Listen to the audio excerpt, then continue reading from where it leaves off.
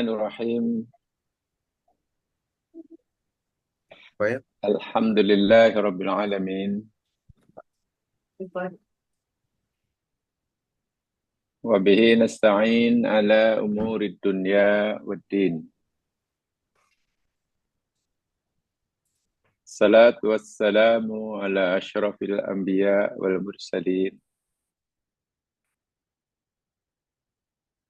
wa ala alihi wa ashabihi wa atba'ihi ila yaumiddin.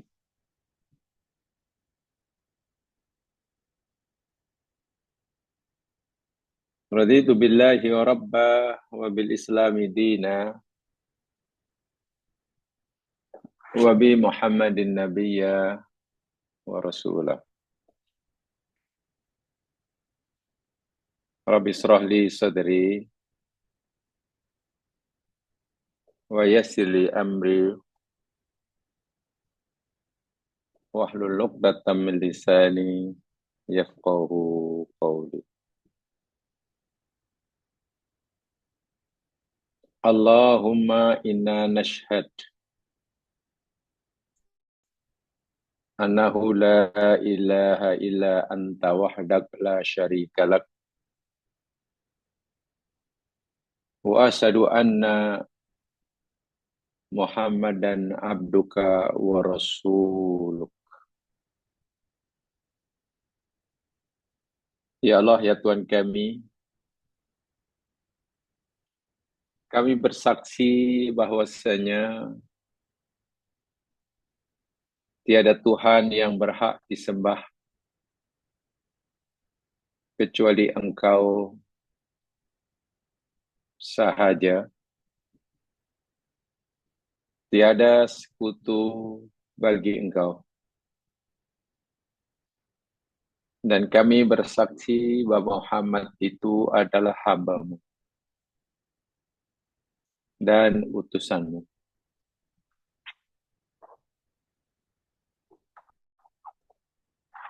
Allahumma taqabbal minna syahadatina. Kaffir anna biha sayyiatina. Wa akhilna biha jannataka jannatan na'im. Ya Allah, terimalah syahadah kami dan karenanya ampunkan dosa-dosa kami dan karenanya pula terimalah kami, masukkanlah kami ke dalam surga-Mu. Amin.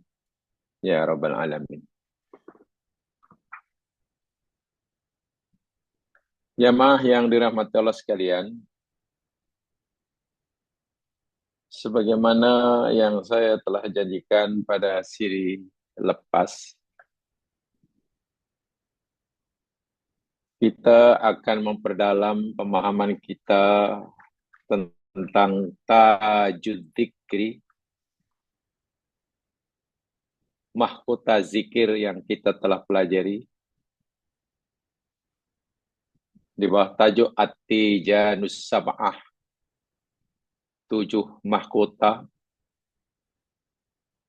Dan yang pertamanya yakni tajud dzikri, mahkota zikir, yakni kalimah tauhid. La ilaha illallah wahdahu la syarikalah. Lahul mulku wa lahul hamdu.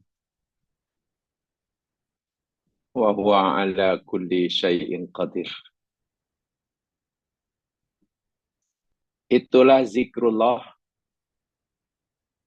yang telah kita fahami dan kita yakini sebagai kalimat zikir yang paling utama, sehingga diberikan gelaran oleh ulama dahulu sebagai mahkota zikir. Memandangkan kedudukan kalimat ini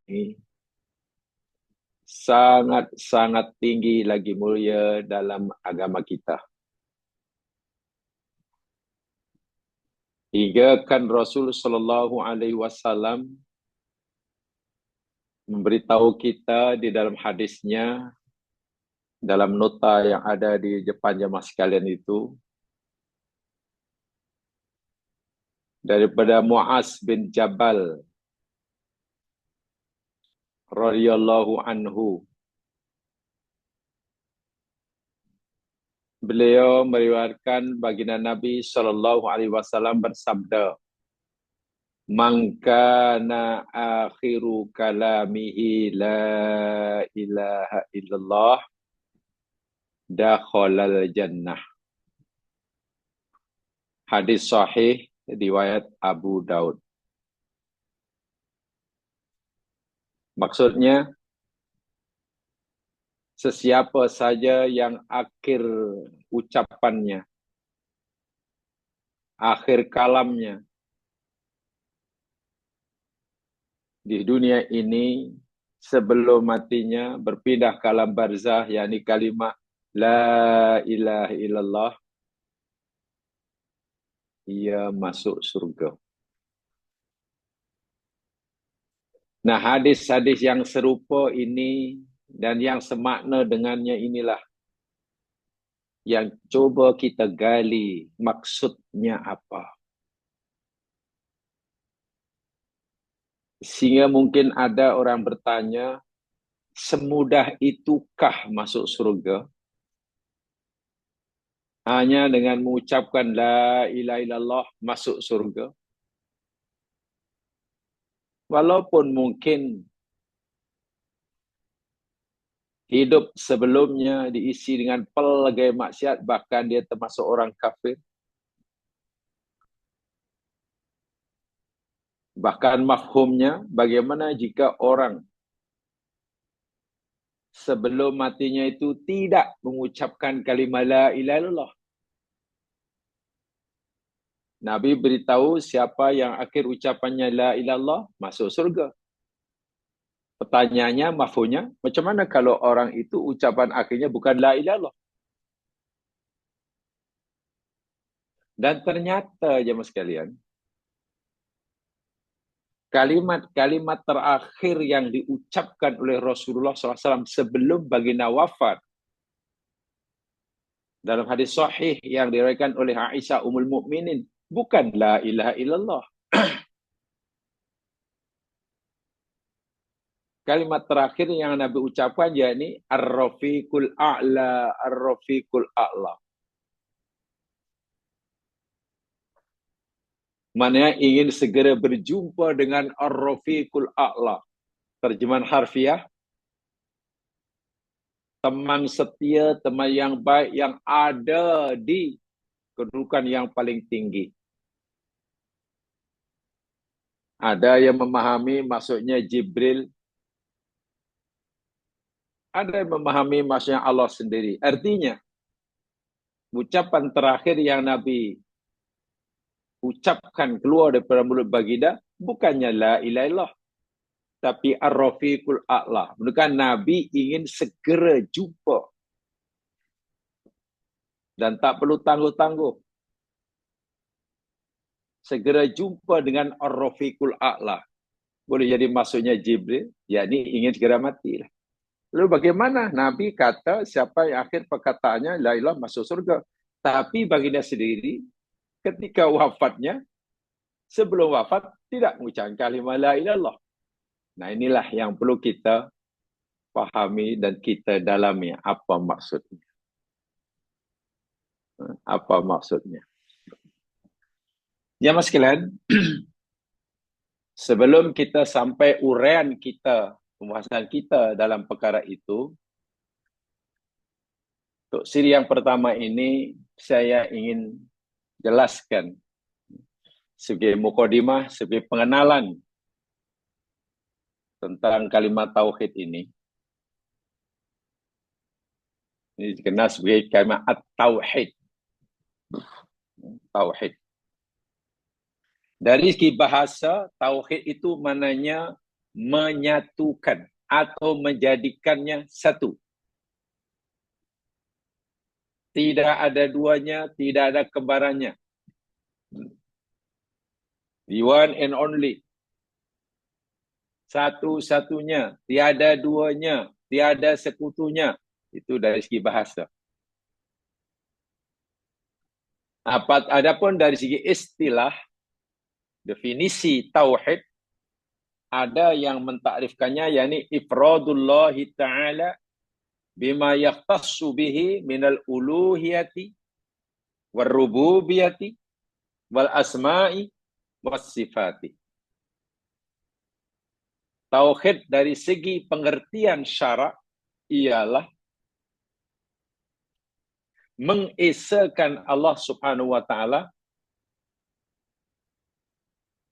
dengan sesuatu yang khusus baginya.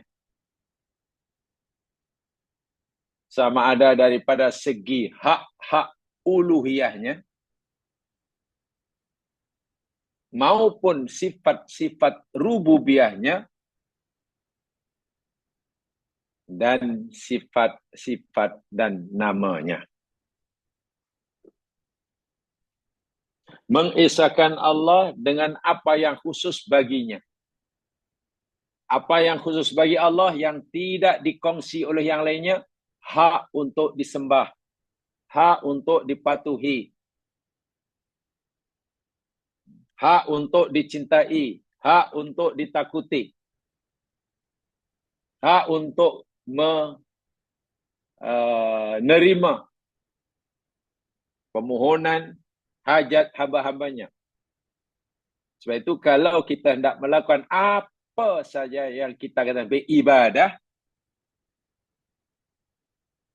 kita tidak boleh tujukan ibadah itu kepada selain dia. Karena hanya dia saja yang berhak untuk menerima ibadah kita.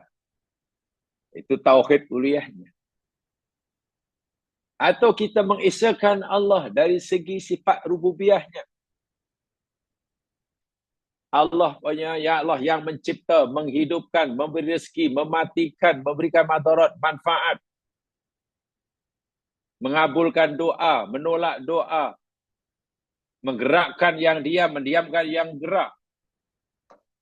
Itu semua adalah sifat rububiyah Allah. Dan Allah tidak berkongsi. Bila Allah kata, Ana ar-Razzaq, aku yang maha memberi rezeki, maknanya Allah sahajalah yang menjamin, menentukan rezeki bagi hambanya. Berapa banyak, kadarnya berapa, susah atau senang, di mana. Tidak ada yang dapat menentukan rezeki hambanya kecuali dia. Hari ke, angka ke, tarikh lahir. Tak ada. Syirik.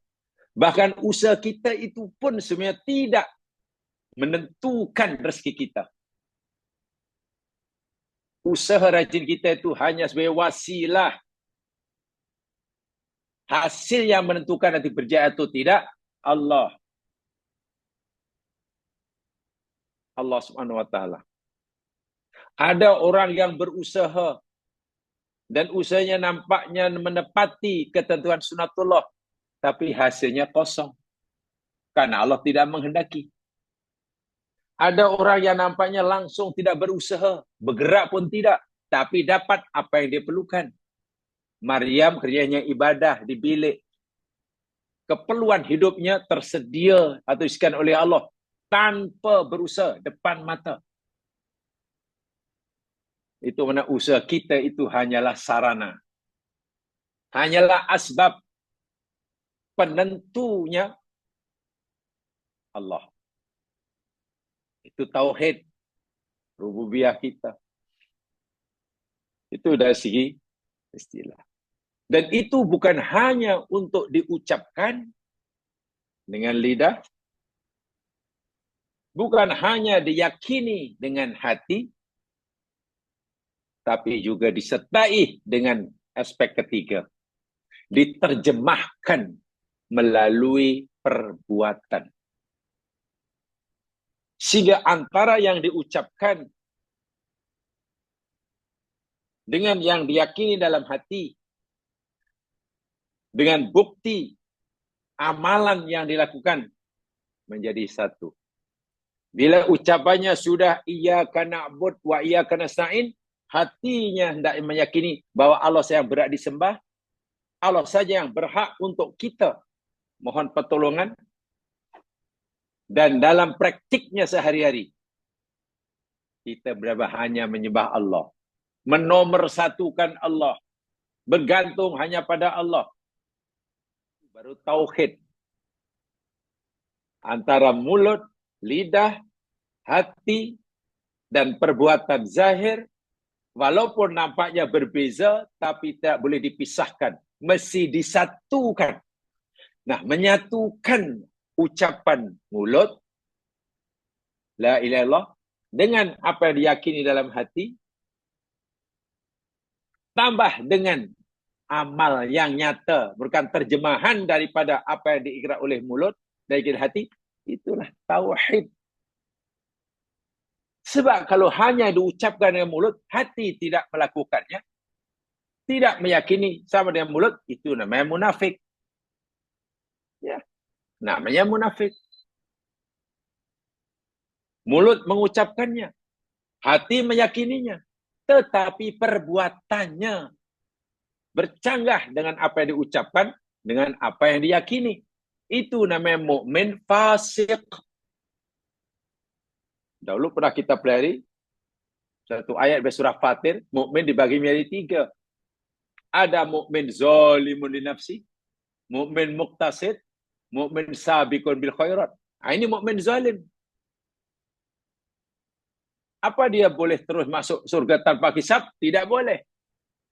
Ia mesti mempertanggungjawabkan kezaliman, kefasikannya di dalam neraka. Berapa lama? Allah Maha Adil menghisapnya. Jika mulutnya mengucapkan la ilaha illallah, hatinya meyakini, tapi amalnya bercanggah dengan yang diucapkan, dengan yakini. Dengan syarat, amalan dan perbuatan yang bercanggah dengan ucapan dan hatinya itu tidaklah sampai membatalkannya. Karena kalau perbuatan itu boleh membatalkan ucapannya dan hatinya, orang ini bukan lagi mukmin fasik, tapi orang kafir. Karena syahadahnya terbatal. Dia berkata, iyyaka na'budu wa iyyaka nasta'in. Tapi really dia menyembah selain Allah. Mana boleh? Itu bukan mukmin lagi. Batal syahadahnya. Karena perbuatannya termasuk perkara-perkara yang boleh membatalkan kalimah tauhidnya. Di situ bahayanya. InsyaAllah kalau pengertian dasar ini kita kuasai, InsyaAllah kita tidak akan silap memahami hadis Nabi. Siapa yang akhir ucapkan la ilaha illallah terus masuk surga. InsyaAllah kita, pemahaman kita tidak salah. Tidak terlalu sederhana. Yang penting baca la ilaha illallah masuk surga. Bukan begitu. Itu tauhid. Pengertiannya begitu. Dan tauhid ini, ya mas sekalian, mengesakan Allah. Bukan sekadar mengakui kewujudan Allah, ya. Bukan sekadar mengakui kewujudan Allah, tapi mengesakannya. Bila orang itu mengesakan Allah, maknanya ia mengakui kewujudan Allah. Sebenarnya kalau orang mengakui kewujudan Allah, Allah itu ada, belum tentu ia mengesakannya. Nah, ini bezanya. Orang-orang kafir Makkah itu mengakui adanya Allah, bahkan mengakui Allah itu Rabb mereka. Allah lah yang beri rezeki, Allah lah yang menghidupkannya. Orang kafir Makkah mengakui Allah sebagai Rabb-nya. Tetapi mereka tidak mengesakannya. Nah ini. Kalau itu dia bukan mukmin. Yang membolehkan orang jadi mukmin bukan mengakui adanya Allah. Bukan sekadar mengakui Allah itu yang mencipta dia. Tapi syarat untuk jadi orang mukmin mengakui keesaannya. Itu beza. Orang-orang Nasrani percaya Allah itu Tuhan mereka. Iya. Tanya mereka. Ada kamu percaya bahwa Allah itu Tuhan kamu? Iya. Maaf ya Allah sebagai Tuhan mereka. Tapi mereka tidak mengesakannya. Nah, ini salahnya. Karena mereka meyakini ada Tuhan lain selain Allah. Sama selain Allah itu anaknya, atau jelmaannya, atau Tuhan yang berdiri sendiri, namanya Isa. Sehingga orang Nasrani, orang musyrik, batal pengakuannya bahwa Allah sebagai Tuhannya. Fitrah manusia bukan sekadar mengakui Allah sebagai Tuhannya, tapi fitrah manusia yakni mengakui keesaan Allah. Itu saya tegaskan. Dan ini jamaah sekalian ditegaskan oleh Allah Subhanahu wa taala. Lihat surah Ar-Rum ayat 30. Coba.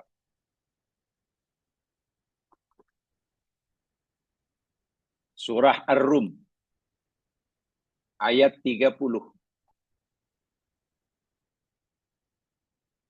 Ayat ini menjelaskan kepada kita bahwa mengesakan Allah adalah fitrah. Fitrah Allah yang manusia dicipta oleh Allah atasnya. Daripada manusia pertama hingga akhir zaman. Fitrahnya, sifat semula jadinya, itu bukan sekadar mengakui adanya Allah, tapi mengakui keesaannya. Tauhid maksudnya. Allah berfirman dalam surah Ar-Rum ayat 30. A'udzu billahi minasyaitonir rajim.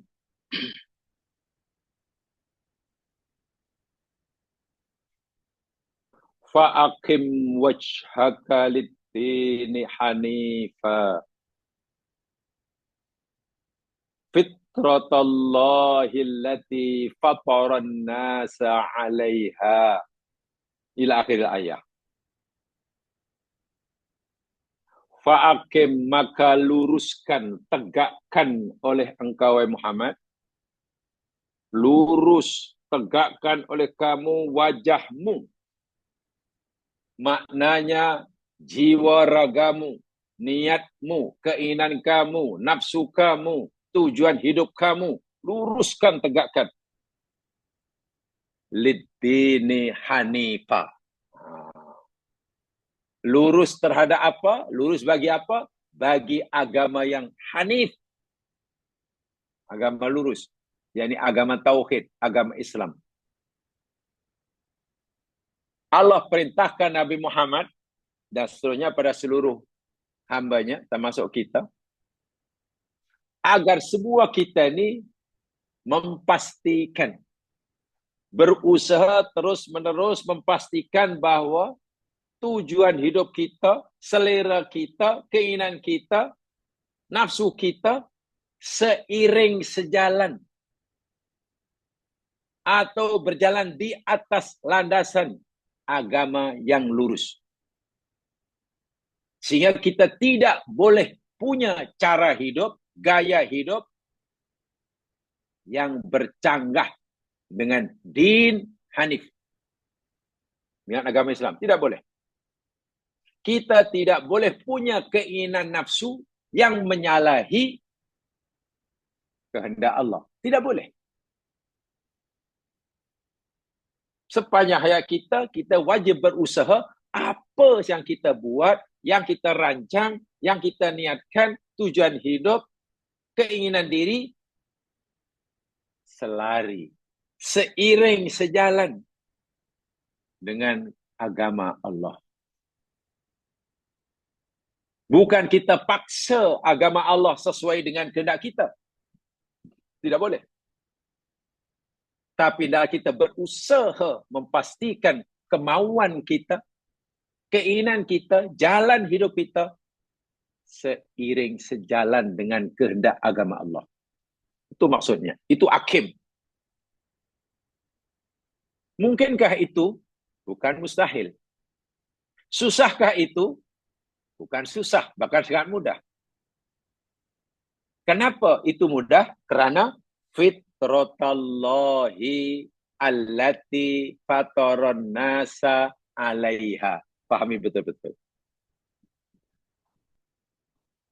Fitratallah, fitrah Allah.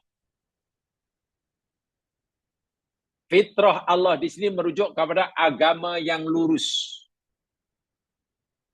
Agama Islam yang Allah jelaskan dalam Al-Quran, perintah dan larangannya. Bagaimana cara kita memandang dunia, bagaimana kita memandang akhirat, bagaimana kita memandang kehidupan, bagaimana kita menilai musibah, bagaimana nikmat ini. Quran telah bagi garis panduan agar penilaian kita terhadap dunia dan isinya sama seperti mana Al-Quran suruh. Itu fitrah Allah. Lurus. Dan Allah cipta manusia, allati fataran nasa, fitrah Allah yang Allah cipta manusia alaiha. Alaiha atas fitrah Allah. Kita selalu menyebut fitrah manusia kan. Tapi kalau ikut Al-Quran, manusia dicipta oleh Allah atas fitrah Allah. Dan fitrah Allah ini merujuk kepada agama yang lurus itulah. Sehingga fitrah kita ini, sifat semula jadi manusia ini adalah sebenarnya selari dengan kehendak Allah. Selari dengan firman Allah. Kalau Quran kata jalan terus, fitrah kita pun ikut. Kalau Quran kata belok kanan, kita belok kanan. Kalau Quran kata berhenti, kita berhenti. Itu fitrah kita. Tapi kenapa realiti dia manusia tidak semuanya begitu? Kenapa ada orang yang Al-Quran suruh dia tak buat, Quran larang dia langgar? Katanya fitrah manusia selari dengan Quran. Tapi kenapa keadaan seperti itu? Ini dijelaskan oleh Allah, oleh Nabi maksudnya, dalam hadis Qudsi.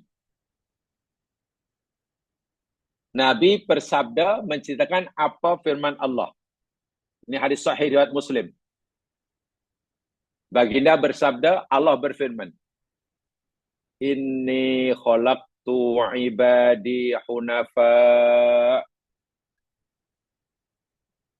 Allah berfirman, sesungguhnya aku telah menciptakan hamba-hambaku ini dalam keadaan lurus, tak ada yang bengkok. Semua makhluk ciptaanku, manusia ini semuanya aku ciptakan lurus, tak ada yang bengkok, selari dengan agamaku. Itu Allah yang cipta, termasuklah Fir'aun. Itu asal kejadiannya, fitrahnya lurus.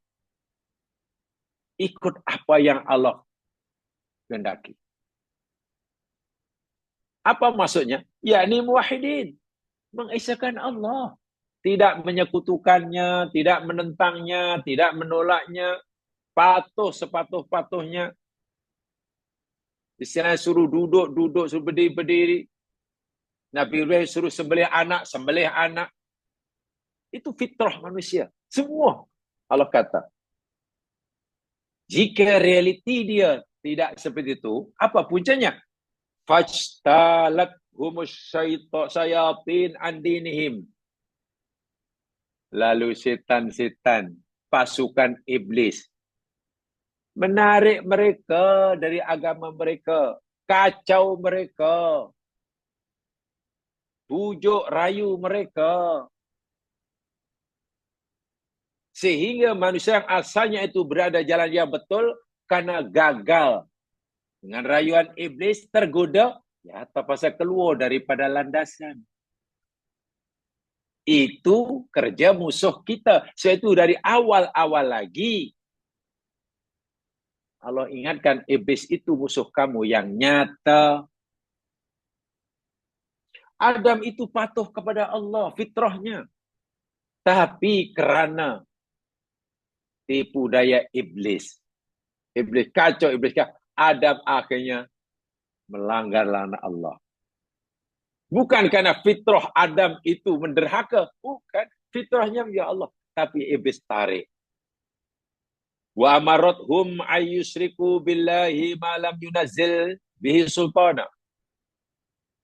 Dan iblis suruh manusia hambaku yang lurus ini untuk menyekutukan aku. Syirik kepada aku, pada Allah. Perbuatan yang tidak ada bukti kebenaran sama sekali. Wa halat lahum ma hurrimat alaihim. Tak sesakat itu saja. Iblis dan setan menghalalkan bagi mereka apa-apa yang diharamkan atas mereka. Benda yang Allah halalkan, mereka haramkan. Benda yang Allah haramkan, mereka halalkan. Dah lari pada fitrahnya. Ringkas kata, ini hadis sahih riwayat Muslim. Bila kita ini menyeleweng daripada landasan agama, maknanya kita ini sudah keluar daripada fitrah kita.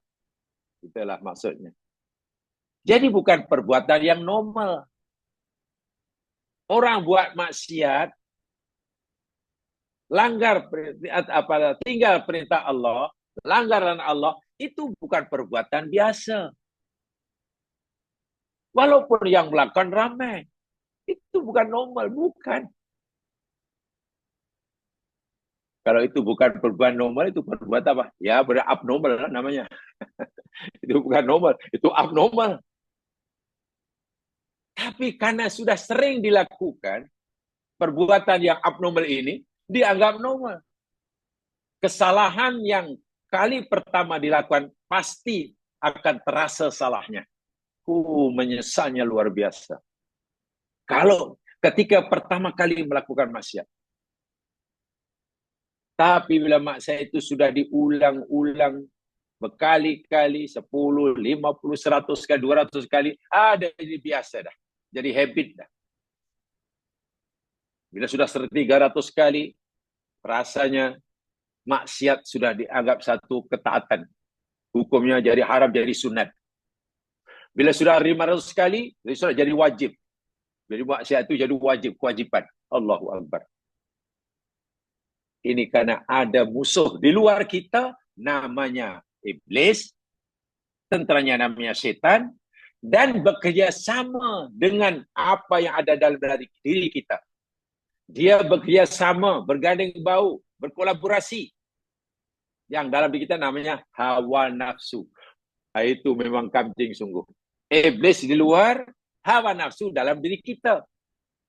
Bila dia sudah bekerja sama, bila fitrah manusia tidak dijaga betul, dia akan rusak. Selurus apapun perjalanan seorang sepanjang ini, selama ini, mungkin boleh jadi menyeleweng. Wah, ini satu kerugian yang sangat besar. Yang sangat besar. Kenapa saya kata begitu jam sekian? Ya? Baik. Kita selalu dengar ya. Dan itu memang ada dalam hadis sahih ya. Itu ada dalam hadis sahih. Yakni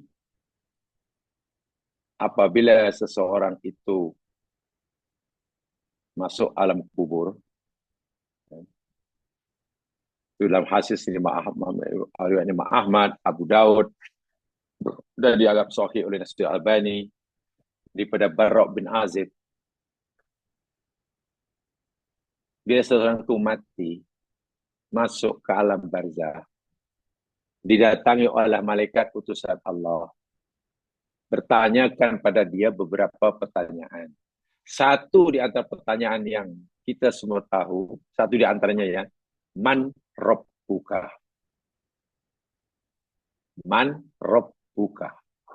Terjemahan biasa, siapakah Tuhanmu? Siapakah Tuhan? Jika orang itu orang muwahhid, orang yang bertauhid, ya bolehlah jawab. Allahu Rabbi.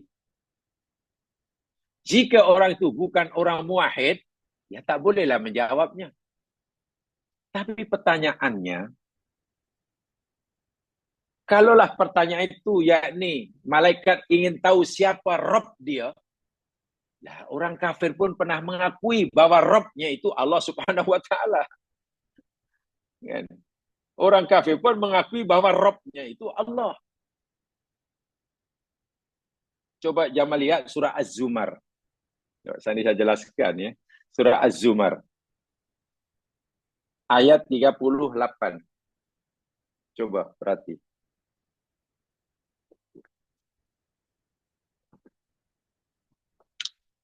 Az-Zumar 38.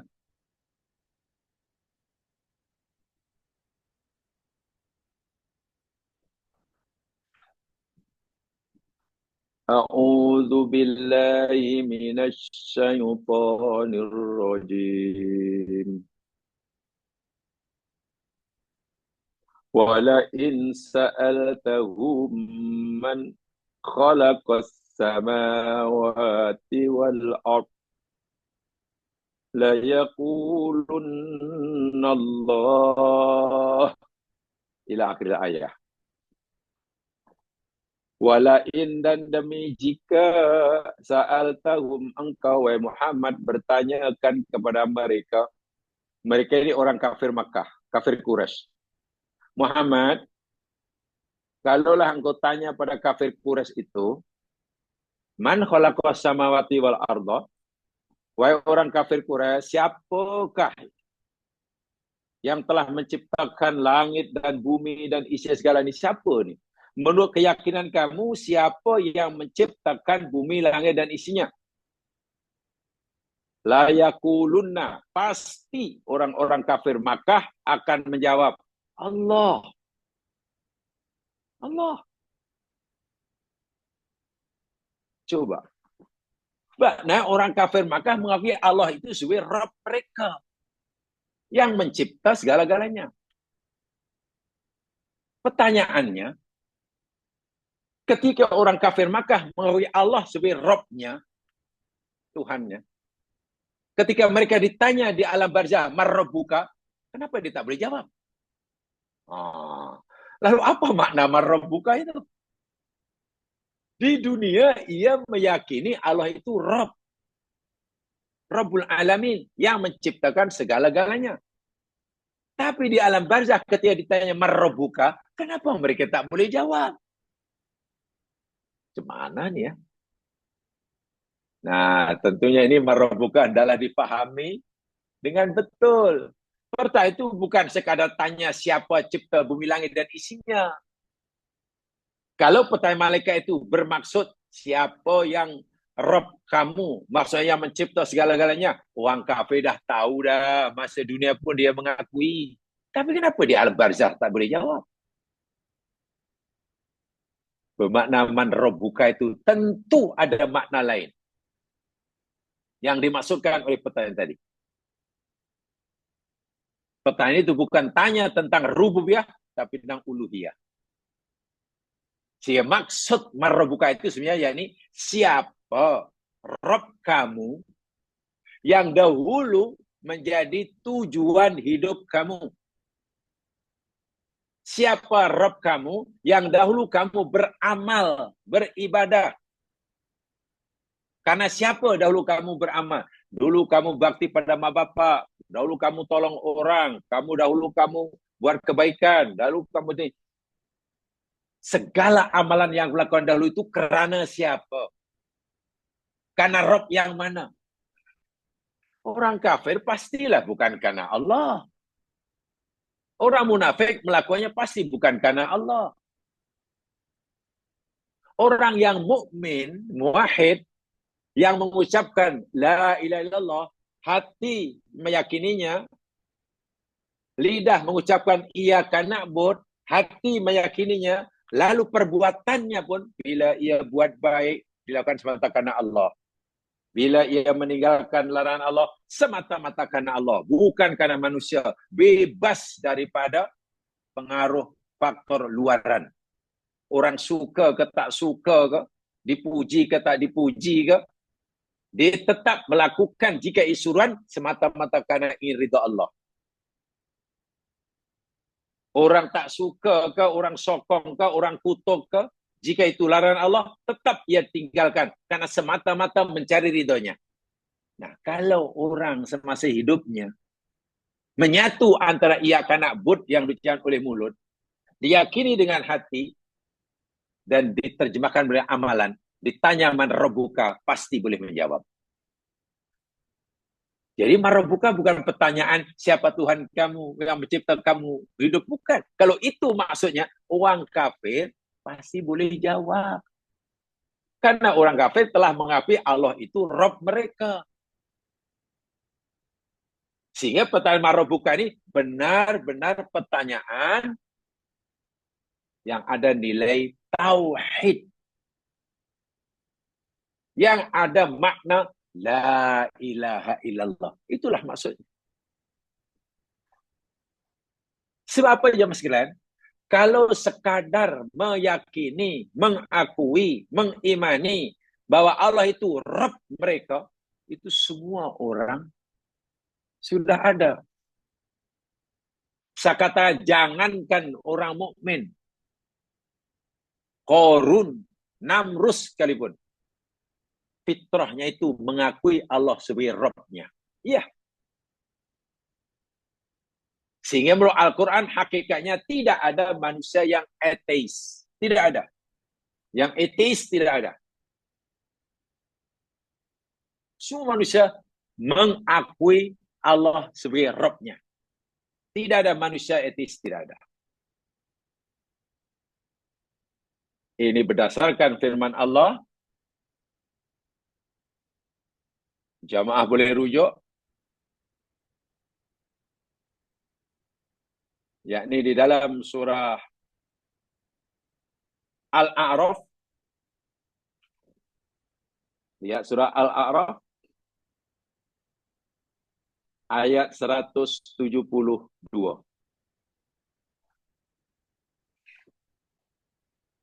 Al-A'raf 172.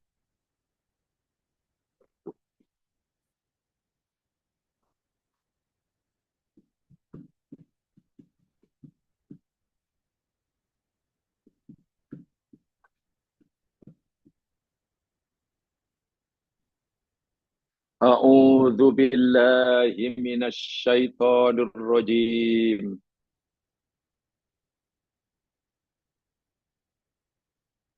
Wa id akhadha rabbuka min bani adama min zuhurihim dzurriyyatahum wa ashhadahum ala anfusihim alastu bi rabbikum qalu bala syahidna. Ila akhir ayat. Perhatikan betul-betul. Ayat ini pemberitahuan Allah pada kita semuanya bahwa setiap jiwa manusia, fitrah kejadiannya, dicipta oleh Allah semuanya, mengakui bahwa Allah itu Rabb-nya. Sehingga tidak ada manusia yang fitrahnya tidak mengakui Allah sebagai Rabb-nya, itu tidak ada. Tadi saya katakan, manusia yang etis itu tidak ada hakikatnya. Perhatikan ayatnya. Wa'id, dan ingatlah ketika akhoda mengambil Rabbuka, Tuhan engkau. Mengambil dari siapa? Mimbani Adam, dari anak cucu Adam. Tepatnya dari anak cucu Adam ini dari belah mana? Min zuhurihim. Dari belakang mereka. Apa yang Allah ambil daripada belakang anak cucu Adam, dzurriyyatahum, dzurriyyat mereka. Bahasanya tidak mudah kalau tak fahami kalau tak betul-betul. Wa ashhadahum, dan Allah telah menjadikan mereka saksi, atau Allah telah minta kesaksian daripada mereka, ala anfusihim, memberikan kesaksian atas diri mereka sendiri, bukan atas orang lain. Allah tanya pada mereka waktu itu, alastu birabbikum, bukankah aku ini Rob kamu? Itu pertanyaan Allah. Bukankah aku ini Rob kamu? Atau adakah aku ini bukan Rob kamu? Semua nafsu manusia, jiwa manusia waktu itu menjawab, qalu bala syahidna. Oh, tidak begitu ya Allah. Kalau engkau tanya pada kami, adakah engkau ni bukan Rabb kami? Ya, bukan macam itu ya Allah. Bahkan betul kamu adalah Rabb kami. Syahidna, kami bersaksi bahwa engkau saja adalah Rabb kami. Ini pengakuan, ini kesaksian setiap kita bahwa Allah itu Rabb kita. Sehingga tidak ada manusia yang tidak mengakui Allah sebagai Tuhannya. Bahkan tidak mungkin ada manusia yang ateis, yang tidak percaya adanya Tuhan. Lagi tidak mungkin. Jika surah Al-A'raf 172 ini,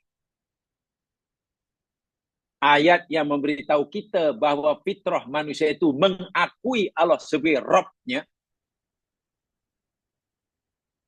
rububiyah, maka surah Ar-Rum ayat 30 tadi yang kita bacakan tadi, Rum ayat 30, itu memberitahu kepada kita bahwa manusia dicipta oleh Allah, fitrah manusia itu mengakui keesaan Allah. Surah Ar-Rum ayat 30, setiap fitrah kita itu mengakui keesaan Allah. Al-A'raf 172, fitrah kita mengakui bahwa Allah itu Rabb kita. So, mana ada manusia ateis? Hakikatnya tidak ada. Kalaupun realiti ada, itu tadi kerana hawa nafsunya tarik, setan bujuk. Dan ini bila berlaku, oh Masya Allah, kita belum wujud ini. Ayat 172 ini peristiwa kita belum wujud. Quran kata wa'id akhadha rabbuka. Ini terjemahan sangat panjang tafsirnya, jadi saya tidak akan masuk ke situ. Walaupun mungkin kebanyakan mufasir, dan itu kita tak nafikan. Saya tak kata semua ya. Lumrahnya mufasir memahami ayat ini, dahulu tuan-tuan, ketika kita belum ada di dunia, kita masih berada di alam roh, semua roh manusia dikumpulkan. Roh kita, roh cucu kita, cicit kita, moyang kita, semuanya itu berada pada satu tempat, namanya alam roh. Semua ditanya oleh Allah, wahai semua roh, adakah kamu mengakui bahwa aku ini Rabb kamu? Serentak seluruh itu menjawab, benar ya Allah, kami bersaksi engkau Rabb kami. Semua roh telah dibaiat. Lalu roh itu tunggulah tubuh badannya. Bila tubuh badannya telah wujud, roh masuk, lahir ke dunia. Roh arwah ayah saya lebih tua. Lebih dahulu masuk pergi ke dunia ini, saya kemudian. Tapi kalau kita terima fahaman ini, ketika semua dalam roh itu umurnya sama. Roh saya, roh anak saya, roh cicit saya, roh piut saya nanti, roh moyang saya, sama umurnya. Karena telah wujud di alam yang sama. Ini kalau kita terima pendapat ini. Hanya karena datang ke dunia ini ikut giliran, seakan-akan orang tua saya lebih tua daripada saya. Kenapa? Karena datang ke sini lebih dulu daripada saya. Kenapa lebih dulu? Ya, karena jasad orang tua saya dicipta lebih dahulu daripada jasad saya oleh Allah. Kalau kita terima fahaman ini berlaku di alam roh, seperti mana kebanyakan mufasir memahaminya seperti itu. Tapi minta maaf, tidak semua mufasir pahamnya seperti itu.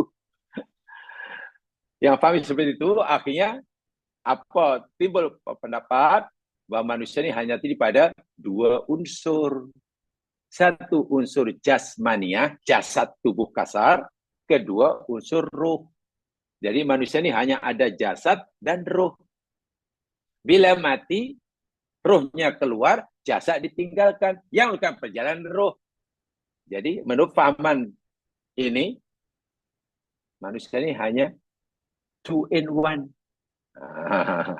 Two in one. Ada jasad, ada ruh. Tapi betulkah pendapat itu? Tidak semua ulama menyetujui. Karena ada pendapat yang lebih mudah untuk dipertanggungjawabkan dan lebih mudah untuk dibuktikan dengan dalil-dalil. Kita manusia ini bukan two in one. Kita ini three in one. Bukan cappuccino ya. Three in one macam cappuccino pula. Three in one itu maknanya dalam tubuh badan kita sekarang ini jamaah sekalian. Kita hidup sekarang ini, itu sebenarnya ada gabungan dari 3 unsur. Dalam diri saya dijamakan ada unsur jasmani, tubuh badan kasar. Pasti. Yang Allah beritahukan pada kita dicipta daripada tanah asal usulnya. Lalu diproses bertukar-tukar kemudian jadi maniun, nutfah, alaqah, mudghah dan seterusnya. Bertahap. Itu tubuh badan kita. Yang kedua, dalam tubuh kita ini ada nafsun, namanya jiwa.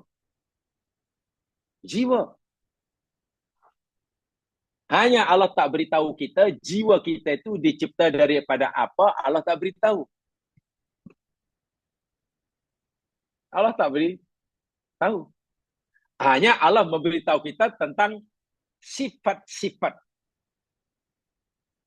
Tentang karakteristik jiwa. Diberitahu. Jiwa boleh marah, boleh benci, boleh suka, boleh taat, boleh patuh, boleh naik, boleh turun, boleh kotor, boleh bersih. Itu ada dalam Quran. Sifat perangainya Quran banyak berikan. Tapi dicipta dari apa jiwa ini, Quran tidak beritahu. Sehingga itu jiwa lebih misterius berbanding tubuh badan. Sehingga ada yang memahami jiwa ini, yakni hakikatnya lebih merupakan satu bentuk bioplasma. Ada yang begitu. Jadi jiwa ini bertubuh badan bioplasma. Yang ketiga, jasad kita tidak berfungsi apa-apa. Mati, tak ada berfungsi. Jiwa kita pun tidak berfungsi apa-apa sebelum ada tenaga yang menghidupkannya. Tenaga yang boleh menghidupkan, yang boleh menjadikan jiwa dan jasad kita berfungsi, bergerak, berfikir, namanya ruh. Jadi ruh itu adalah pemberian Allah melalui sifatnya al-muhyi. Melalui sifatnya al-muhyi. Allah punya sifat namanya al-muhyi. Yang maha menghidupkan. Allah sendiri al-hayyu, yang maha hidup. Dan Allah sendiri yakni al-muhyi, yang maha menghidupkan. Sehingga jiwa kita yang mati, jasad kita yang tidak berfungsi, dengan kehendak Allah. Bahasa Al-Quran, Allah tiupkan ruh. Satu energi yang boleh membolehkan jiwa raga hidup, maka hiduplah kita. Nanti, jika roh dan jiwa kita itu keluar daripada diri kita, badan lagi tidak berfungsi, tak bergerak, semua sel mati. Yang pergi itu siapa? Jiwa yang disertai oleh roh. Karena jiwa akan dipertanggungjawabkan sepenuhnya di alam kubur dan di akhirat. Jiwa tidak mati karena roh sentiasa menemaninya. Ini pahaman yang kedua. Dan paham kedua ini lebih mudah dipertanggungjawabkan dari segi alasan. Kalau ikut yang pertama, manusia hanya ada dua unsur, satu unsur jasmani, kedua ada roh. Sudah, selesai. Dia lupa dalam diri kita ini ada jiwa dan ada roh. Saya selalu memberikan contoh yang walaupun tidaklah 100% tepat, tapi sebagai analogi dia, untuk memudahkan kita memahami, badan kita sekarang ni jamaah sekarang, ibaratnya macam komputer depan jamaah itulah. Macam laptop, macam iPad, macam handphone di tangan kita itulah. Itu 3 in 1 tu. iPad tu 3 in 1 tu. Pertama, ada hardware dia. Tu, yang kita pegang, yang kita boleh banting. Itu hardware dia lah. Yang nampak, yang terbuat daripada plastik ke besi ke apa, yang boleh dibuka, ada skru, ada ini. Itu hardware dia. Dicipta sedemikian canggih. Canggih. Kemudian, setelah canggih, ya belum ada apa-apa. Kita isi dia. Dengan apa? Wah, kita bergurau dengan softwarenya. Softwarenya macam-macam. Software itu, kalau softwarenya cantik, ya dia cantik lah. Dan mampu, karena hardwarenya ini sangat canggih, mampu menampung software yang sangat canggih. Nah, software dia. Tapi ingat, secanggih manapun hardwarenya, secanggih manapun softwarenya, tidak berfungsi. Iya, tak berfungsi. Selagi belum ada bateri. Sebelum ada elektrik. Kita cucuk saja elektrik, bateri baru macam-macam pula. Nanti kalau kita bateri kita tarik, mati lagi. Selagi tak ada bateri, coba kita buka nih hardware kita ini. Kita buka selongkar skru kecil, cari di mana softwarenya. Tak jumpa. Softwarenya di mana? Tak jumpa. Wah, dalam iPad ini ada 5,000 kitab. Di mana simpannya? Ibaratnya macam itulah. Jasad kita ini hardware dia. Jiwa kita ini software dia. Kalau software yang kita install ini baik, ya baiklah. Baik. Keluarlah Quran, keluar itu. Tapi kalau yang masuk ini benda yang tak elok, ya nanti keluar tak elok deh. Bateri dia. Elektrik yang masuk itu. Itulah rohnya. Itulah roh. Bila tiga ini menjadi menyatu, maka berfungsilah iPad ini. Berfungsilah laptop ini. Sekarang jemaah sekalian, Allah telah menciptakan hardware kita. Jasad ini sangat canggih. Dengan jaringan saraf yang luar biasa. Sehingga mampu kita isi, kita install dengan software yang luar biasa. Sifat-sifat yang baik, tawaduk, syukur, dan nyawa satu yang fungsinya untuk mengaktifkan semua ini. Nah, ketika kita dalam proses penciptaan kita itulah, di awal penciptaan jasad kita itulah, sekaligus di awal penciptaan jiwa kita itulah, walaupun jasad kita belum diaktifkan, tapi jiwa kita telah diaktifkan oleh Allah, walaupun baru di awal penciptaannya. Maka jiwa walaupun baru berada di awal ciptaannya, sudah boleh diajak berdialog oleh Allah. Jiwa ditanya, bukankah aku Tuhan kamu? Itu pertanyaan Allah pada jiwa kita itu. Itu ayatnya Allah memberitahu, wa ashadahum ala anfusihim. Allah jadikan mereka menjadi saksi atas diri jiwa mereka. Itu bukan pertanyaan pada roh, itu pertanyaan pada jiwa. Sebab jiwalah nanti akan dipertanggungjawabkan. Tubuh badan tangan kita tak dipertanggungjawabkan. Sebenarnya tangan kaki menjadi saksi bagi perbuatan yang dilakukan oleh jiwa, yang mengarahkannya jiwa. Tangan ini anggota itu bala tentera saja. Sebab itu nanti di hari dikubur, di akhirat, yang mendapatkan balasan, nikmat ataupun siksa, jiwa itu. Habis jasadnya macam mana? Jasad itu oleh Allah dijadikan alat, dijadikan wasilah, dijadikan sarana untuk Allah menyampaikan siksa dan nikmatnya. Kulit kita di dunia, ini hanya alat untuk kita dapat merasai sakit. Kulit di dunia. Nanti kulit orang kafir di neraka pun fungsinya sebagai alat agar si orang kafir merasai sakitnya neraka. Yaitu Allah berfirman dalam Al-Quran, setiap kali kulit mereka hangus, terbakar, aku tukar kulit baru. Karena kalau kulit ini sudah hancur jemaah sekalian, orang tak rasa sakit. Kita mau operation, dibelah, biasa kena bius dahulu. Karena dia rasa hanya sekian aja bawah kulit yang luar ini. Di dalam itu tak ada lagi rasa sakit. Dia rasa hanya di luar saja. Sebab masuk dalam, ya mungkin nanti geli aja lah, tak rasa sakit. Itu Allah kata, setiap kali kulitnya masak, hancur. Kalau hancur, mana tak rasa sakit lah. Macam mana supaya orang tak rasa sakit? Allah ganti dengan kulit yang baru. Tengok. Jadi tubuh badan hardware-nya sebagai alat, sarana untuk jiwa mendapatkan nikmat, merasai nikmat atau merasai siksa. Lalu siapa yang disiksa di pertama? Jiwa bertanggung jawab sepenuhnya.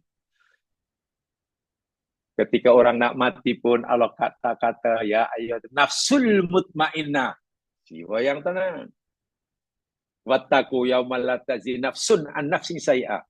Takutlah kamu akan hari di mana pada hari itu jiwa tidak boleh memberi pertolongan pada jiwa lain. Ya. Karena haknya jiwalah yang bertanggung jawab sepenuhnya. Nah, saya ulangi sekali, jiwa kita, fitrahnya, semua manusia, pertama fitrahnya yakni mengakui Allah sebagai Rabb-nya.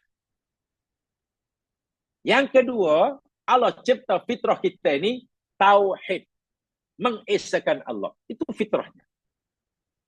Jadi bila Allah cerita tentang tauhid, itu bukan benda baru bagi jiwa kita. Bila Allah mewajibkan kita bertauhid, bukan benda asing bagi jiwa. Dan waktu itu kita betul-betul tak ada yang bengkok, lurus belakang. Minta maaf, oleh sebab itu Nabi bersabda, bila seseorang itu mati menemui ajalnya sebelum balik, budak 5 tahun mati, Allahu Akbar, masuk surga ya sekalian. Pasal apa? Mati ketika ia masih dalam keadaan fitrahnya. Fitrahnya mengakui Allah sebagai Rabb-nya, mengakui Allah sebagai ilahnya. Masuk surga lah. Walaupun dia tak baca la ilaha illallah sebelum matinya. Tengok. Tapi bila kita sudah balik, fitrah sudah mulai tercemar sana, tercemar sini, ada bintik hitam sana, bintik hitam sini, bengkok sana, bengkok sini.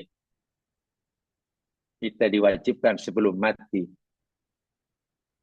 kita kembali pada fitrah tauhid kita. Mana-mana perkara yang mencemarkan tauhid kita, kita keluarkan semuanya. Itu makna siapa yang akhir ucapannya la ilaha illallah.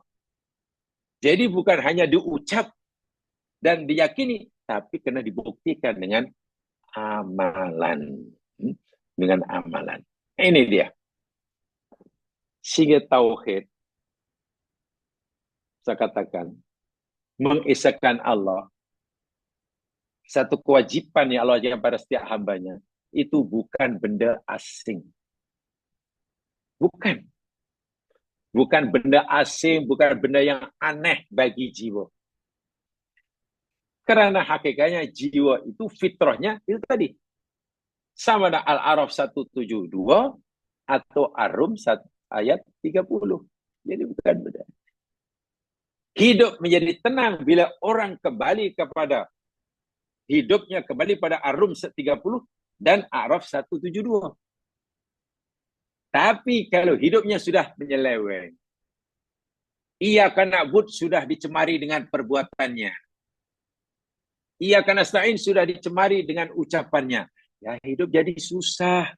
Susah macam mana? Kita sudah keluar daripada landasan. Bayangkan. Ibarat kereta api, tidak lagi kedua-dua rodanya berada di atas landasan. Yang satu sudah tergelincir. Macam mana jalan kereta api itu? Oh, susah sungguh. Karena sudah keluar daripada relnya. Kalau kedua dah keluar, memang terbabas jauh dah. Anda bayangkan bagaimana kalau bumi kita berorbit sudah di luar orbitnya. Hancur bumi kita. Bagaimana bila semua galaksi yang ada dalam semesta ini sudah tidak berorbit pada garisan orbit falak yang Allah tetapkan. Hancur. Alam semesta menjadi harmoni karena mereka ini tetap berada di atas landasan. Apa pengajarannya? Jika kita ingin bahagia dunia akhirat, bahagia dalam arti yang sebenarnya lah. Ditimpa musibah, kita mampu bersabar sehingga musibah sesuatu yang menggembirakan. Diberi nikmat yang banyak, kita mampu mensyukurinya. Sehingga ketika Allah beri kesenangan pun membahagiakan. Dengan musibah, makom kita bertambah naik. Dengan nikmat, makom kita bertambah naik. Kita mesti sentiasa mengisahkan Allah. Tidak boleh keluar. Keluar saja, hancur. Kalau keluar saja, ada musibah tak sabar, diberi nikmat tak syukur. Apa artinya? Apa arti kehidupan jika diberi musibah tak sabar, diberi nikmat tak syukur?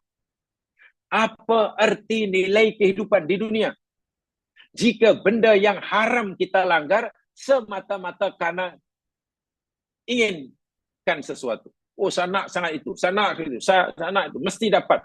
Sehingga kita sanggup melakukan apa saja. Apa makna hidup? Hidup kita sangat-sangat tidak ada nilainya. Kosong di sisi Allah. Bukan sekadar kosong, kosong itu satu hal. Di akhirat, jiwa kita akan disoal bertubi-tubi. Dan pasti jiwa kita tidak mampu menjawab.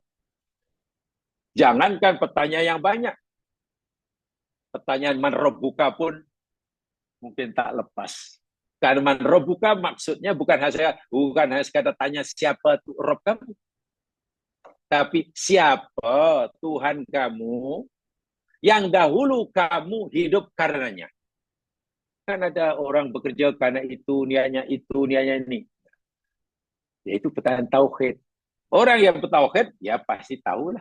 Oh, dahulu aku buat karena Allah. Aku tinggalkan ini karena Allah. Aku buat ini karena Allah. Semua hanya lillah. Inna salati wa nusuki wa mahyaya wa mamati lillahi rabbil alamin. Bila itu yang diterjemahkan dalam hidup, mana orang ini telah bertauhid. Artinya, jika sekiranya lah, itulah keadaan sepanjang hayat. Dan sebelum mati, katakanlah tak sempat mengucapkan la ilaha illallah. Ya masuk surga lah. Nabi Muhammad saya tadi dalam hadis tidak mengucapkan kalimah la ilaha illallah, mengucapkan ar-rafiqul a'la. Takkan ada orang tak masuk surga. Sebenarnya kalau la ilaha illallah hanya di mulut, itu pun terpaksa.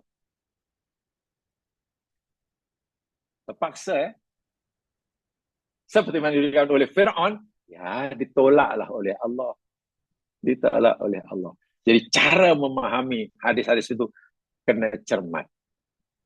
Kita tidak boleh dengan sederhana. Bila itu sederhana, ya nanti kita memilih jalan itu dengan jalan yang Allah biasa. Baik. Jadi poinnya, jiwa manusia, fitrah manusia, mengakui Allah sebagai Rabbnya dan mengakui Allah sebagai Tuhan satu yang dua disembah. Sudah jelas ayatnya, Al-A'raf dan Ar-Rum. Sebab itulah jamaah sekalian, agar manusia ini tetap berada pada fitrahnya, maklumlah syaitan akan terus menggoda dan merayunya. Agar manusia ini tetap berada fitrah, Allah utuskan para nabi. Dan itu cara Allah untuk membantu kita agar kita mudah mempertahankan fitrah itu. Allah utuskan para nabi sentiasa mengingatkan tauhid ini.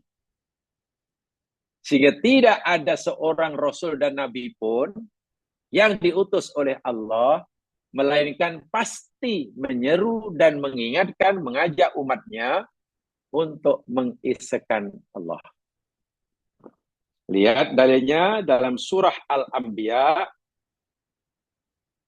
Surah Al-Anbiya ayat 25.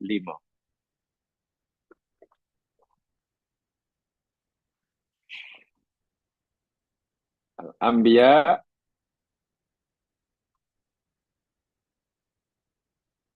ayat 25.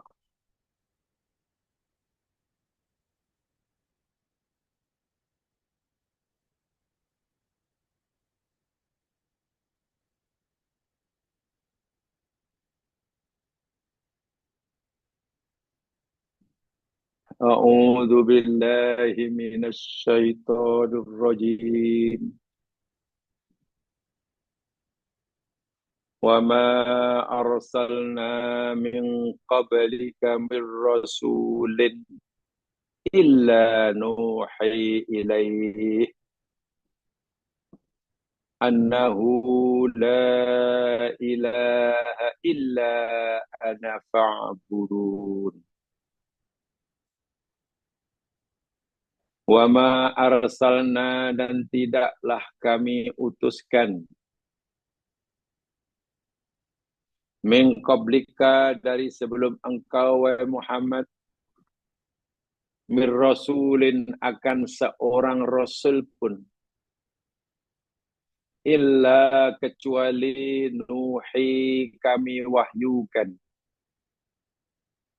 ilaihi, kepadanya, annahu, bahwasanya, la ilaha illa ana, tiada Tuhan yang berhak disembah melainkan aku, kata Allah. Oleh sebab itu, fa'budun, maka sembahlah olehmu, abdikan dirimu semata-mata kepada aku.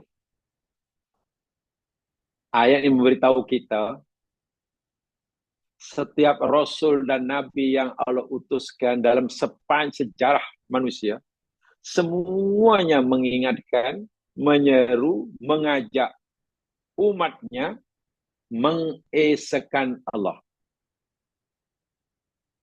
Mengesahkan Allah. Dan ini adalah satu rahmat daripada Allah. Karena memang hakikatnya manusia itu punya fitrah mengesahkan Allah, mengakui Allah sebagai Rabbnya. Tapi tadi kan dalam hadis qudsi, setan ini kacau, bujuk, rayu, hawa nafsu yang ada di dalam pula mengikuti kata setan. Jadi agar manusia ini dapat mempertahankan fitrahnya dan tidak termakan oleh rayuan bujukan setan, Allah utus para nabi.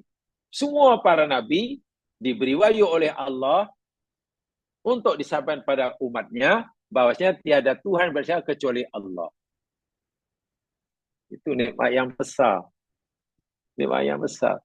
Karena itu tadi, Allah tahu hambanya ini mungkin lemah dengan rayuan setan. Setan. Jadi utusnya para nabi.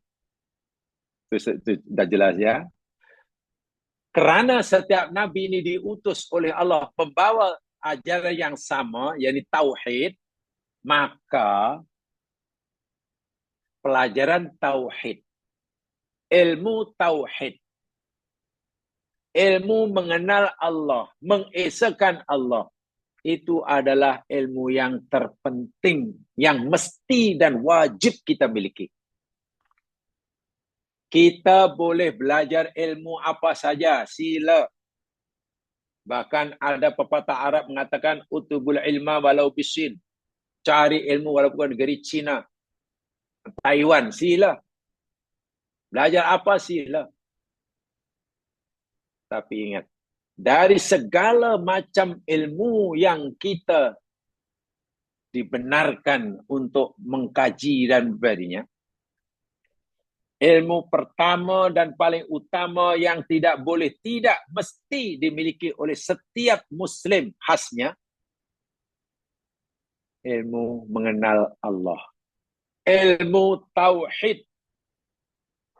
Ini tak boleh jadi nombor 3, nombor 4. Setelah puas belajar sana sini, baru katalah tak apa puas, tak apa rasanya ini belajar tauhid juga.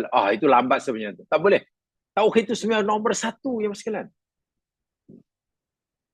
Yang lain itu udah nomor 2, nomor 16, nomor 75. Mana ayatnya? Lihat surah Muhammad. Ayat 19. Lihat surah Muhammad. Ayat 19.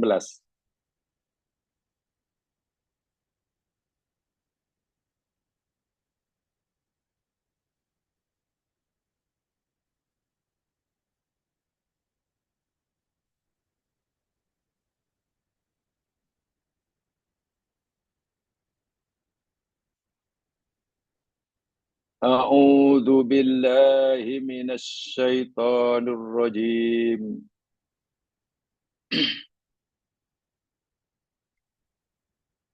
Fa'lam annahu la ilaha illallah wastaghfir li dzambik walil mu'minina wal mu'minat wallahu ya'lamu mutaqallabakum wa mathwaakum. Fa'lam maka ketahuilah, miliki oleh kamu ilmu, pun boleh juga. Miliki oleh kamu ilmu, ketahui oleh kamu, annahu bahwasanya, la ilaha illallah, tiada Tuhan yang berhak disembah melainkan Allah. Barulah wastaghfir li dzambik, dan mohonlah pengampunan bagi dosa-dosamu. Walil mu'minina wal mu'minat, dan mohon pengampunan bagi dosa orang-orang mukmin lelaki dan mukminat perempuan. Wallahu, dan Allah itu ya'lamu, dia mengetahui, mutaqallabakum, tempat atau masa berbalik banyak kamu, wa mathwaakum, dan tempat menetap kamu. Selagi kamu masih bergerak di muka bumi, hari ini di sini, esok di mana, lusa di mana, Allah tahu. Pergi balik sana sini. Dan Allah juga tahu mana tempat tinggal kamu yang terakhir. Perhatikan ayat ini. Fa'lam annahu la ilallah. Itu nomor 1. Ketahuilah. Miliki oleh kamu ilmu. Cari ilmu. Belajarlah. Apa pertama yang Allah suruh? Bahwasanya tidak ada Tuhan yang berhak disembah kecuali Allah. Tauhid. Itu ilmu asal. Itu basic. Itu foundation.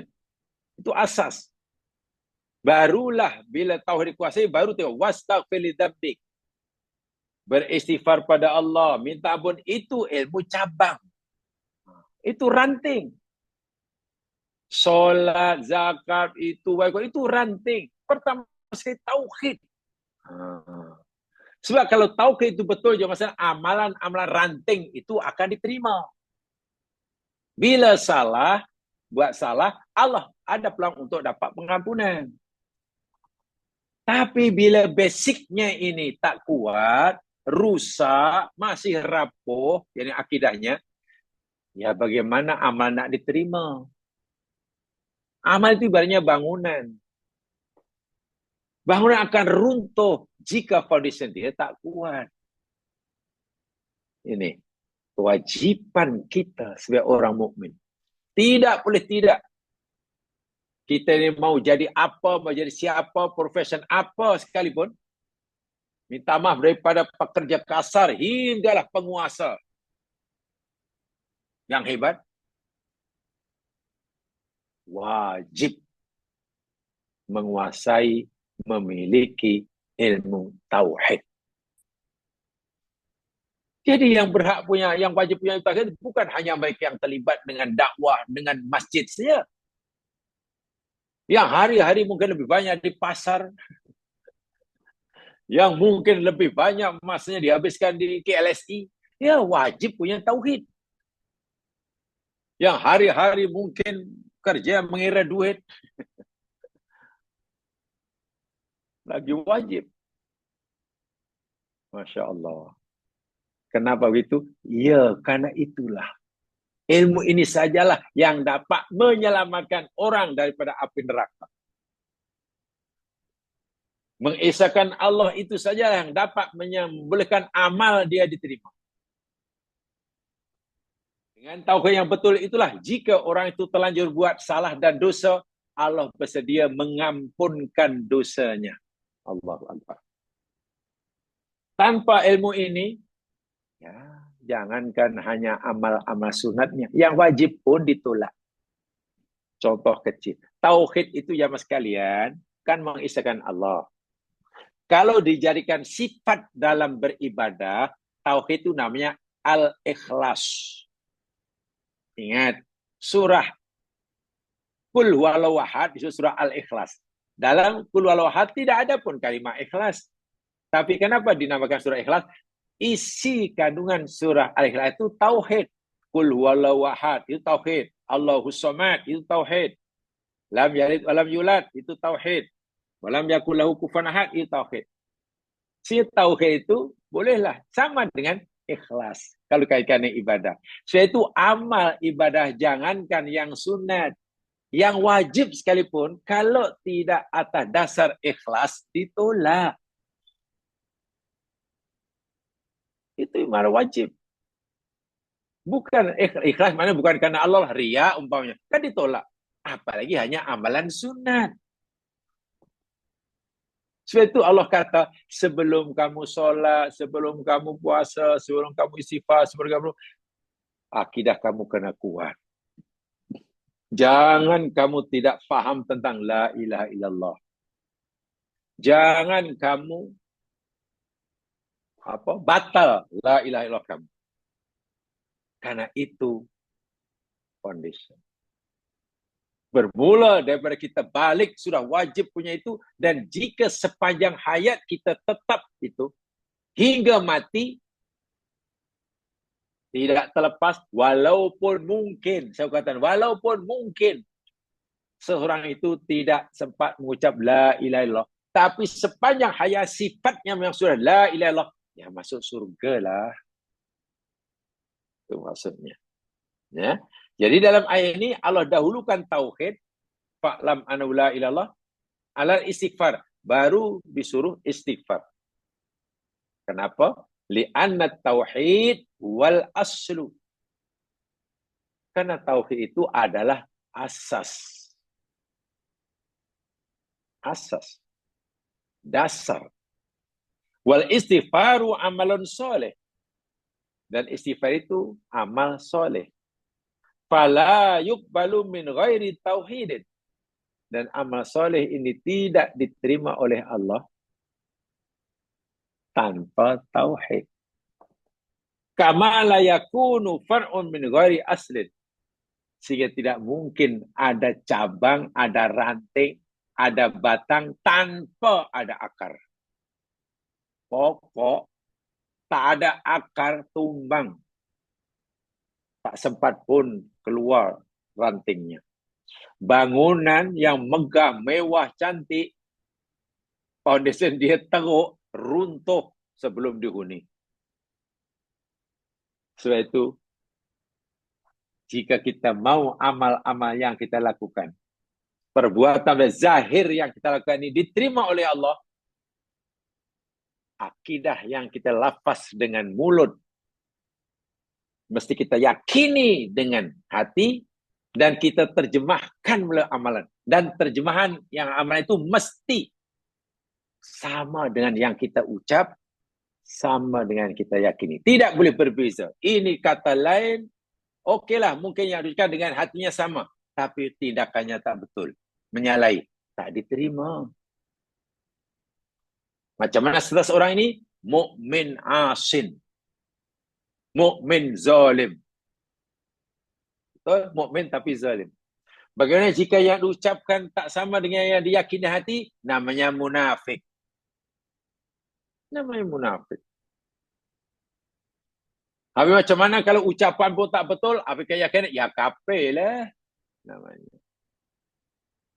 Jadi orang yang dan la ilaha terus masuk surga itu, jika soalnya ketiga-tiga aspek ini, yang diucapkan sama dengan yang diyakini, sama dengan yang diperbuat. Ketiga ini menyatu jadi satu.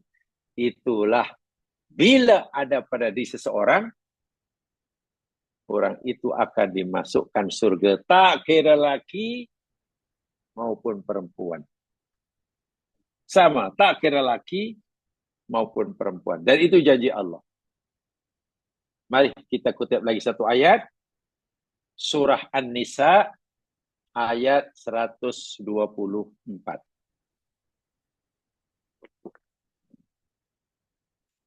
Lihat surah An-Nisa ayat 124. 124.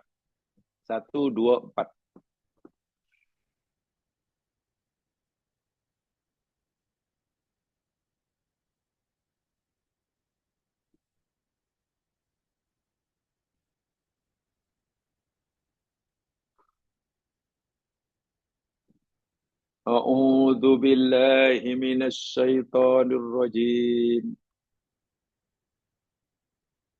Wa man ya'mal minas solihati min dzakarin aw untha wa huwa mu'min fa ulaika yadkhuluna al-jannata wa la yuzlamuna naqira. An-Nisa 124 yang bermaksud wa may ya'mal, dan siapa sahaja yang beramal mengerjakan minas solihati, dari amal-amal soleh, min dzakarin au untha, sama ada lelaki maupun perempuan, tak kira siapa saja, sama ada lelaki ataupun perempuan yang beramal soleh, syaratnya wa huwa mu'min. Itu syarat dia. Dalam keadaan dia, sedangkan dia orang mukmin. Jadi beramal solehnya berdasarkan tauhid. Itu maksudnya. Faulaika, maka orang-orang itu, tak kira laki atau perempuan tadi, yadkhulunal jannah, mereka masuk surga, wala yuzlamuna naqira, dan mereka tidak akan dizalimi walaupun sedikit. Ganjarannya oleh Allah tidak akan dikurangi walaupun sedikit. Tengok. Jadi masuk surga amal soleh berdasarkan tauhid. Bukan tauhid. Karena tauhid, kenapa tauhid disebut selepas amal soleh di sini? Sedangkan ayat yang lain biasa iman dahulu, iman disebut selepas amal soleh. Sedangkan dalam ayat lain biasanya iman baru amal soleh. Alladzina amanu wa amilus solihat. Alladzina amanu, orang beriman amal soleh, iman amal soleh. Tapi dalam ayat ini amal soleh sedangkan ia beriman. Amal soleh, Allah nak menekankan ya mas sekalian dalam ayat ini bahwa sebanyak manapun amal soleh, sebanyak manapun perintah Allah yang dia lakukan, sudah sebanyak manapun larangan Allah yang dia telah tinggalkan, sebesar gunung manapun ibadah kepada Allah yang dia telah buat, tapi jika semuanya itu tidak dilakukan kerana Allah, tidak atas dasar tauhid, tidak atas dasar ikhlas, kosong nilainya. Itu maksudnya. Maksudnya ayat itu. Kosong. Bukan sekadar tidak ada pahalanya. Orang itu berdosa kerana tidak ikhlas. Tidak ikhlas itu dosa. Dahlah amalnya kosong, dosa pula. Sementara bila Allah mengatakan, mendahulukan alladzina amanu, orang beriman dan beramal soleh. Iman, amal soleh. Iman sebut dahulu. Itu Allah memberitahu kita. Wahai kamu orang mukmin, orang mukmin, walaupun iman kamu tu betul, ucapanmu betul, bahwa tiada Tuhan selain Allah, hatimu meyakini bahwa tiada Tuhan selain Allah, ya betul lah. Tapi, jika amalmu tidak selari dengan apa yang kamu ucapkan, tidak selari dengan apa yang kamu yakini, ya kamu hanya, walaupun kami akui sebagai orang mukmin, tapi kamu bukan orang mukmin soleh, kamu orang mukmin zolim. Bila iman disebut dahulu, karena bila orang tu ada iman, tak ada amal soleh, nah mukmin zolim. Dia tidak boleh terus masuk ke surga. Dia kena mempertanggungjawabkan dosanya di neraka. Tapi dalam ayat ini, bila amal soleh disebut dahulu, baru sebut iman, ini peringatan yang keras bagi orang yang rajin beribadah. Jika ibadahnya bukan karena Allah, ibadahnya sia-sia. Begitu. Ini jadi cara Al-Quran memberikan maklumat ini luar biasa. Kalau jangan perhatikanlah, biasanya susunan Al-Quran, iman, amal soleh. Iman, amal soleh. Alladzina amanu wa amilus solihat. Alladzina amanu, solihat. Tapi ayat ini terbalik. Amal soleh, iman. Amal soleh, kenapa dibalik? Nah, bila ada senam terbalik, mesti ada maklumat tertentu yang Quran nak sampaikan. Jadi setinggi manapun bangunan yang dibina, secantik manapun bangunan yang dibina, tapi foundation dia rapuh, runtuh, sia-sia. Kalau kamu mau bangunan kamu hebat itu kokoh kuat, foundation kena kuat. Kalau kamu amalan kamu aku terima, ya adasnya mesti iman. Gitulah. Dan kalau kamu ingin masuk surga tanpa disiksa di neraka, ya iman dengan amal soleh. Indah sekali bahasa Al-Quran. Sangat indah. Dan iman atau amal soleh atau tauhid adalah foundation. Sebab itulah, minta maaf ya, minta maaf bukan menyuruh. Sejahat manapun orang, sebanyak manapun dosa seseorang, ketika matinya, tetapi imannya, tauhidnya tidak terjejas, tauhidnya tidak terbatal, walaupun menurut keyakinan kita si Ahlussunnah wal Jamaah berikan hadis-hadis sahih, orang ini mesti mempertanggungjawabkan maksiatnya dalam neraka. Ya, mungkin sangat lama karena dosanya banyak. Tapi dia tidak kekal. Itulah. Selagi ada iman dan imannya tidak terbatal, tauhidnya tidak batal, selama manapun di neraka, ia tidak kekal. Selamat daripada kekal dalam neraka. Artinya, suatu saat akhirnya akan masuk surga. Walaupun mungkin setelah sekian triliun tahun dalam neraka, wallahu alam. Sebaliknya, dibalik. Jika orang itu sebanyak manapun kebaikannya, sebanyak manapun jasanya, pujian dari masyarakat orang yang baik, tapi semua itu dilakukan di dunia bukan dasar beriman, bukan kerana Allah, bukan ikhlas, pahalanya kosong. Begitu maksudnya. Pahalanya kosong. Sebaliknya, walaupun amal itu sikit dan kecil, orang pun tak kisah, tapi dilakukan ikhlas kerana Allah, berikan tauhid, dihargai oleh Allah. Dibalas dengan 10 kali ganda hingga 700, hingga gandaan yang tidak terkira. Begitulah peranan dan fungsi tauhid. Sangat-sangat luar biasa. Dan tentu kita tidak mau amalan kita terbatas sia-sia dan kita hanya dapat penat di dunia. Karena tidak atas dasar ikhlas lillahi ta'ala. Karena tidak atas dasar tauhid kepada Allah subhanahu wa ta'ala. Akhirnya kita hanya penat di dunia. Ya mungkin kita merasa beruntung karena kita sempat menikmati kejayaan perlu kita jerih payah. Tapi berapa lama kita menikmati hasil jerih payah kita? Setahun, 2 tahun, 5 tahun. Dan itu pun betul-betul bukan bahagia, tenang senang-senangnya. Allahu Akbar. Mari kita wujudkan, kita usahakan untuk mewujudkan doa kita. Rabbana atina fid dunya hasanah wa fil akhirati hasanah wa qina adzabannar. Semua itu akan terwujud, akan dikabulkan oleh Allah jika setiap amalan kita berdasarkan tauhid. Atau bila kita punya tauhid, kita wujudkan melalui amalan yang nyata.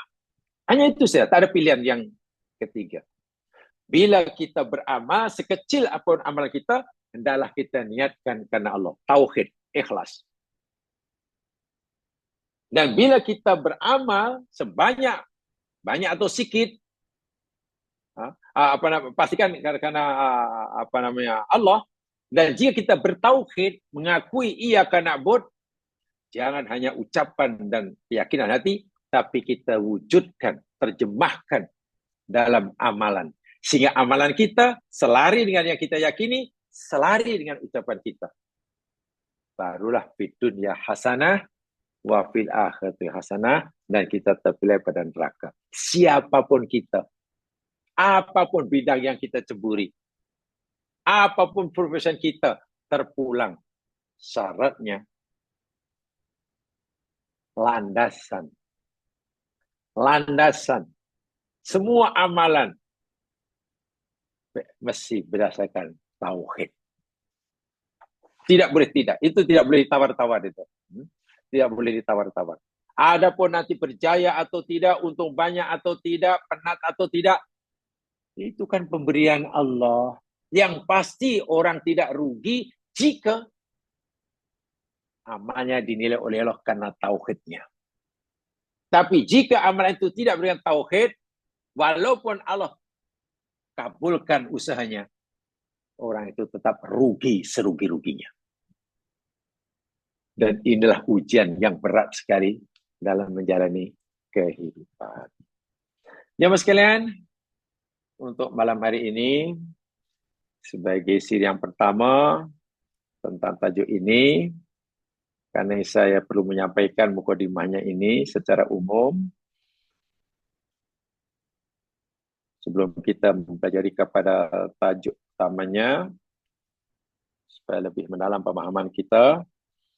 Mudah-mudahan Allah SWT mudahkan kita memahaminya dan mengamalkan isi kandungannya. So itu saja yang sempat saya sampaikan. Yang benar pada Allah juga, yang silap pada manusia sendiri. Subhanakallahumma wa bihamdika asyhadu an la ilaha illa anta astaghfiruka wa atubu ilaik. A'udzu billahi minasyaitonir rajim. Wal 'ashr. Innal insana lafi khusr illa alladhina amanu wa 'amilus shalihat wa tawasaw bil haqq wa tawasaw bis sabr. Assalamualaikum warahmatullahi wabarakatuh. Waalaikumsalam warahmatullahi wabarakatuh. Waalaikumsalam. Terima kasih.